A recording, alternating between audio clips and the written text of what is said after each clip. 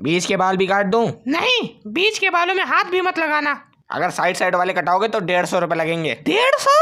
अबे साले 150 रुपए में मैं एक जोड़ी चप्पल लाके उनसे तुझे इतना मारूं कि तेरे सारे बाल गिर जाएं। और तू 150 रुपए लेगा मेरी झाट भर की कलमे सेट करने के लिए। 80 रुपए से 1 रुपए ज्यादा नहीं दूंगा।